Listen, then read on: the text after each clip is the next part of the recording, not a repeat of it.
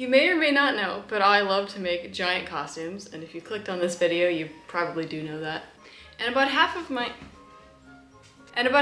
costumes are made from entirely thrifted materials. And I had a great idea a while ago because I had a ton of thrifted white curtains, and I thought I could do Mary Poppins dress from the Jolly Holiday bit, and I thought it would be perfect if I could find a white frilly umbrella at the thrift store. I doubted that was ever gonna happen, that's a bit too specific. But I found a frilly white umbrella at the thrift store, so obviously I put that in my basket, and I am now ready to make an entirely upcycled Mary Poppins Jolly Holiday costume, so let's get started. Starting with the slip and petticoat, I traced New Look 6909, which I also thrifted. I made a few modifications to match this picture that I found of the actual slip. I mostly needed the bodice of the dress and lowered the back a bit.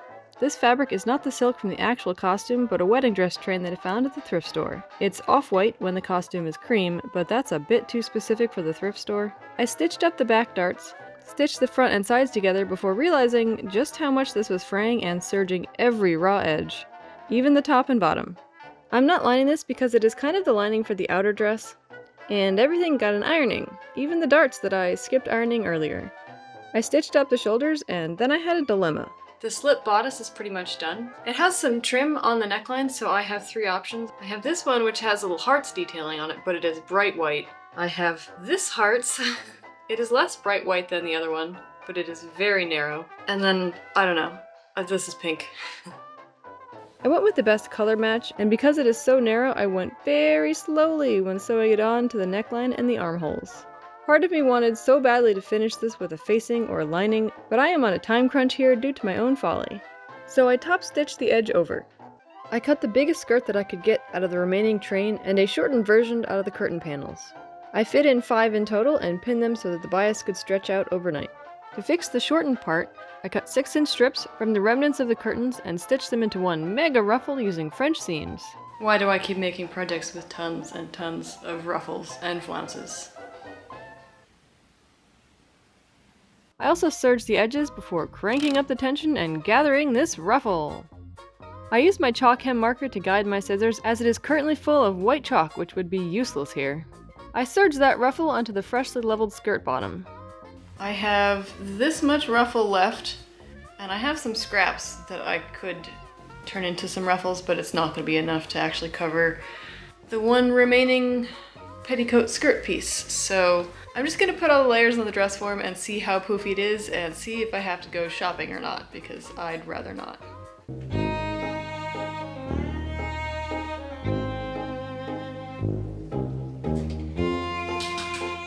That's not very poofy.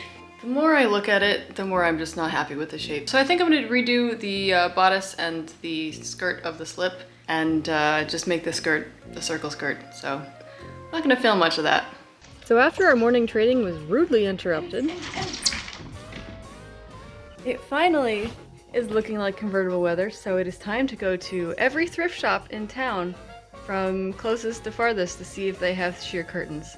And if not, I have a backup plan, but it's not a very good plan. It was definitely not looking like convertible weather this morning. A huge stored up mound of sheer curtains, but then I decided to do an entirely upcycled Cinderella petticoat, so I have none left now. Store 1 had nothing. Store 2 had a whole lot of nothing, but look what I found at store number 3. Also a nice sewing machine, but I own 18, so I left it for someone else to find. I had some success yesterday, which was nice. I have this panel with some flowers on it. This is a white sheet. This is slightly off-white, but I think it'll work anyways. There's 3 of those. And then I got an entire 70s style wedding dress for $1.49. So I'm gonna finish the pajama pants I was working on yesterday and then change my thread color back to white and get working on all of these new ruffles. Don't mind the chewing sounds, I have a puppy. I sewed the 4 original petticoat layers into 2 for more volume. I cut the white sheet into 2 circles for a 12-inch long ruffle, and cut these slightly yellowed curtains into 12-inch ruffles and gathered the top edge of my new, even bigger mega ruffle. This batch of ruffles had better be enough because I am so sick of making endless amounts of ruffles for petticoats. If you want to see what's under that, you should watch the video of just how many yards and yards of ruffles and flounces are in the bottom of that petticoat. I'm so sick of this. And if I look like I've been crying, it's not actually the ruffles, I was just chopping an onion. I leveled the new hems before adding the ruffles again. Time to test the poof again. Will I like it? Just one layer left. Oops. No one saw that right. And before anyone yells at me for cutting up a wedding dress, it is stained, it is ripped, it is made from cheap polyester, and it cost almost nothing. I measured the length of the other layers and cut the skirt to match. Also, my outfit is on theme. I tried pinning the wedding dress skirt to the petticoat just to see, and it kind of looks like it would work for the actual skirt, just inaccurate. So I did the only logical thing to do, which was to make an Instagram poll about it. And so far, 100% of people have voted for circle skirt anyways, so I'm gonna cut out the circle skirt now so the bias has a chance to stretch. Now I know what you're gonna say, but Sarah, this petticoat is not white, it's pink. Well, welcome to my garage and soap making studio. I also have a lot less pink dye than I was expecting to have, so I'm gonna be dyeing these layers individually. I put the first layer in and let it soak for 10 minutes for this bubblegum pink color, but about half of it came out when I rinsed it. I struggled with the wedding dress layer, not because it didn't fit in the pot, but because this happened.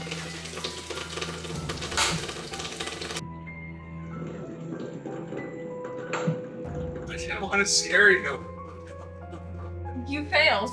I'm so sorry. I suspect that some of the lace on the wedding dress was cotton and the rest of it was polyester because cotton takes dye a lot faster than polyester does, but it's fine. And then this morning I took the dogs to the dog park and we were hanging out with a couple of dogs and one of them got stung by a bee. The poor thing was crying, so I went to try and get the bee off of it and I rolled my ankle. That's what I get for helping. And then we kept going for our walk and I rolled my other ankle on the hike. I'm gonna make the petticoat and the slip and not move for a while. But eventually we made it to the pet-friendly Joann's and got the buttons to finish my niece's Taylor Swift dress. I was going to attach the petticoats to the slip, but I decided against it so that I can reuse the petticoats later. So I pinned and stitched all 4 layers into a waistband, but the wedding skirt layer got its own waistband because it wouldn't fit. This is good. There's supposed to be white lace on the hem. I may or may not do that. We'll see. I do need to neaten up a bit of these edges, but that's fine. I was expecting that. Now that I've decided to keep the petticoat separate, I can attach the bodice and the skirt of the slip. One invisible zipper later. Oh my gosh, that is an orange outfit. Good thing it's October. Looking pretty good. Time to draft the dress bodice. And you know what's atrocious? No, not this Halloween outfit. It's that I've gotten this far in the video and I haven't yet said supercalifragilisticexpialidocious. I don't want to sound precocious. I drafted a slightly poofy sleeve off screen. I cut through my bow. And cut out the sleeves and various other things out of the remaining curtain chunks. There really isn't much left, but I will be able to cut out the cuffs and collar. They're just rectangles. I stitched up the back darts before assembling the bodice with tiny French seams because I only gave myself half an inch of seam allowance. Oops. But it's okay, I could do 1/4 inch French seams. For the lace details on the sleeve and the skirt, I have lots of lace I have picked off of old wedding dresses because I've done a couple of thrift flips on them. I'm just going to pick out a few of these and stitch them down, and then whatever's left will end up on the skirt. Also on the bodice, I added 4 lace appliques on the sleeves. I have a free motion quilting foot, but I can't find it, so we're just going to run with it. I stitched around the edges of all the lace pieces, including 2 on the bodice front. Onto the neck frill, or ruffle? Jabbet? I don't know, but I cut a long rectangle with a curved tip out of the same skirt material remnants. I hemmed the edge before adding 3 different laces to match the original, and yes, one of them is pink. I remember this being all white, but no. I ran a gathering stitch along the center, ending about 5 inches from the bottom. I pinned it to the bodice center front, adjusting all the gathers to fit, and stitched it down. For the sleeve cuffs, I cut out 2 9x3 inch rectangles. I hit record after, but I ran a gathering stitch along the sleeve edge so I could pin the cuff on. I folded the raw edge over the seam allowance and pinned. Also, I had to switch back to my silicone wedding ring because Sky keeps trying to eat my real one and I'd rather not find it again after. I did another tiny French seam to close the sleeves. To finish off the sleeve cuffs, I threaded red ribbon through some lace, and eventually remembering that I have a tool to make this much easier. Who would have thought on a sewing channel? I top stitched this to each cuff. I went to do these same steps for the neck, but I can't do this yet. Not till after the zipper is in, so I went about setting the sleeves instead. I used buttons that I pulled off that old wedding dress to close the cuffs and a thread loop on the other side. Although I let her swap those out for an elastic loop. I stitched the skirt halves together, and I don't have to do French seams here because I use the selvage edge so they won't fray. It always amazes me just how quickly I can trash this room while making stuff. Ooh, what a mess. Hi, Amy girl. I forgot to switch from Dracula to Mary Poppins earlier. Oops. I stitched the bodice and the skirt together, pleating some of the front to fit the skirt hole. My trick to invisible zippers is to read the instructions far enough to catch the part that says iron the teeth flat. Last show I accidentally ironed fusible interfacing upside down, which is right here. You can see the outline. And I still have not fixed it. Oops. Should probably get on that. It's much easier to not stitch the teeth after ironing. The actual dress seems to have gathers at the front, so I used elastic from the slip / the fitted sheet from earlier at the waist and 4 inches above. And now I can finally add the collar at the neck the same way I did the cuffs, even down to the button and the loop. This looks absolutely ridiculous, but that's okay. It's only partially done. And I'm gonna do a couple tacks to keep this up because it's not stiff silk. It's just not a very good look. And otherwise, all this needs is the lace appliques on the skirt and a hem. And then it'll be on to the waist cincher. And then I won't look quite so ridiculous. I am ready to attach more lace and hem this thing and be done, except we have a slight problem. Our heat is not working. So I am rather chilly. Emmy has been enjoying my electric blanket, and Sky is currently getting a haircut at the dog groomer, so it's very cold. I very carefully and deliberately place the rest of the lace all over the skirt and stitch it down the same as the sleeves. I still have no idea where my free motion quilting foot is. Also, I am halfway through the book now, and Mary Poppins is mean! I tried to capture the aurora that night, but managed to get this on my phone. It's so cool! And then I couldn't avoid hemming any longer. It's just that you've done all this work to get this far, and you may cut it too short and ruin all of that work. I think I stalled for 5 days before hemming my wedding dress. I hate hemming. Time for my nemesis, the rolled hem foot. Just kidding. We became buddies when I hemmed thousands of yards for my Cinderella petticoat. So what's one circle skirt compared to that? I nearly forgot the red bows that go in the skirt, but not quite. So I cut 20 12-inch long pieces of ribbon and sealed the ends with a lighter. It took a few tries to remember how to tie a pretty bow, but I got the hang of it. Eventually. That's lopsided. This is difficult. I pinned them to the skirt. I stitched them down with a few tacks, and here's what's going on behind the camera. These goofballs are always up to something. Emmy's trying so hard to stay awake and be dramatic. I am almost done, sweetheart. And with the book finished, I could watch the movie again. I fell asleep during the chimney sweep scene, but Sky actually did watch it. And I realized that I missed a bow on the collar. And before I start the waist corset, watch Sky on day 3 of learning rollover. He may end up being as smart as Emmy. I drafted up a waist corset thing. I really don't feel like doing a mock-up right now, which I'd need to because this is something I made myself with no training. But I was planning on making 2 of these anyways, so I could have one to be on display and get sun bleached, and then the other to actually wear, so I'm just gonna run with it and make tweaks for number 2. I cut up my pattern with added seam allowance out of some thrifted red placemats. I fused on some mid-weight iron-on interfacing, which is from the secondhand craft store. Woo! I also got this white piping from there, so I don't even have to make it myself. I sandwiched it between the front 3 waspy pieces. I cut the lining out of 2 pieces of cotton from the same secondhand craft shop. I stitched boning channels in the lining and some sew-through interfacing as I didn't want the lines to show through on the front. I realized that I over-exaggerated the points, so I trimmed them down a bit. I stitched the top and the bottom except for the boning channels, which didn't work out quite as well as I'd hoped. Thread chicken! I did not win. Yep, that is all I had left.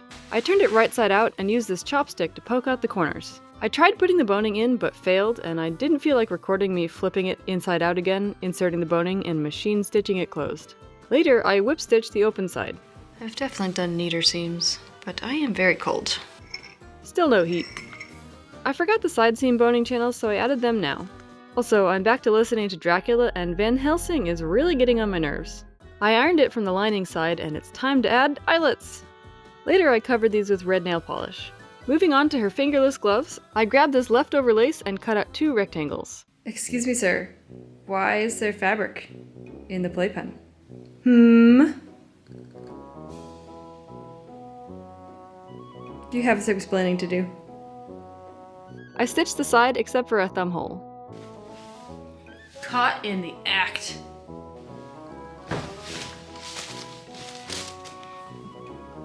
No fabric, sir. I stitched an elastic cuff on and trimmed it to length. Jazz hand! Again. I was gonna make the hat today. Yesterday I bought white spray paint and then I have a bunch of white tulle, but it's raining, so instead I did an Instagram poll on what the dog's costume should be, and it hasn't been 24 hours yet, but 84% of people say they should be penguins. I'm gonna make some penguin costumes. Emmy was shivering yesterday after being in here, so she now has my heating pad and her own personal electric heater. You were not shivering, so you're fine. Plus you have hot chocolate. I started these with Simplicity 1999, but I cut the back legs off and assembled it generally like normal. I added a white tummy piece and some cute orange details, and a bow tie. Duh. These are fancy penguins. I gave it several thin coats, and while I'm spray painting, I might as well paint my horse. I found her at a hoarder's estate sale this spring, and they only wanted $5 for it. It used to be one of these toys, but I thought it would be the perfect carousel horse. I hope my dad doesn't watch this because he taught me how to spray paint properly, but I was cold, so I was just trying to get it done quickly. Sorry, Dad. I hate it. This is awful. So I went back to the thrift store and found this. It has a wire in it, so I'll take it. I quickly made a hat myself, added some bias tape details, harvested the wire from the kid's dress, and threaded it into my hat hem. And it's time to decorate. I added tulle around the hat, a chin strap, and a giant bow. And now I just have to find some light pink flowers. I also carefully hand-painted lots of details all over the horse, trying to generally match the original, but it's not going to be an exact copy because this horse has details molded into it that one does not. Also, we still don't have heat in our house yet. And now, with everything else done, it is time for the grand reveal. I also bought peanut butter flavored dog bubbles. I hope you enjoy as much as he does. And then he did this. So it all balances out.